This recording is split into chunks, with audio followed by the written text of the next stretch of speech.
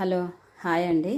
మనము ఇంట్లోకి దీపారాధన కోసమైనా వంట చేసుకోవడం కోసమైనా మనం మంచి నూనె తీసుకొస్తూ ఉంటాం కదండి. అట్లాంటి ఇప్పుడు బాటిల్ వస్తున్నాయి, అంతా ప్యాకెట్లు పోయి బాటిల్ కూడా వస్తున్నాయి. కాబట్టి బాటిల్స్ తీసుకురాగానే మనం ఏం చేస్తామంటే మొత్తం ఓపెన్ చేసేసి మధ్యలో వచ్చేది చిన్న మూత ఉంటుంది కదండి, ఇట్లాంటిది తీసి పడేస్తూ ఉంటాం. ఆ పడేయకుండా ఏం చేయాలి అని అంటే, ఇప్పుడు మనం దీపానికి మనము నూనె పోస్తాం కదండి, ఇది నిండు బాటిల్.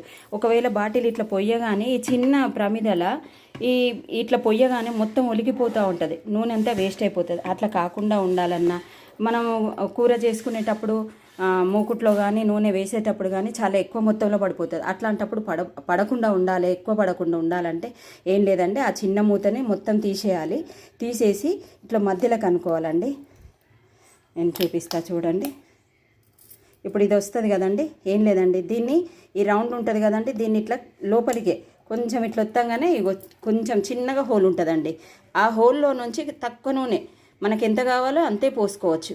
ఎక్కువ కారదు, ఎక్కువ వేస్టేజ్ కాకుండా ఉంటుందండి. మీకు యూజ్ అవుతుందని నేను అనుకుంటున్నా. కొంతమందికి యూజ్ అయినా కానీ సంతోషమే కదండి. ఓకే అండి, మా ఛానల్ని చూడండి, సబ్స్క్రైబ్ చేయండి. ఓకేనా? సబ్స్క్రైబ్ చేయండి, లైక్ చేయండి. ఇట్లాంటి చిన్న చిన్న టిప్స్ నాకు తెలిసినంత వరకు నేను అందరికీ షేర్ చేస్తూనే ఉంటాను. ఓకే అండి.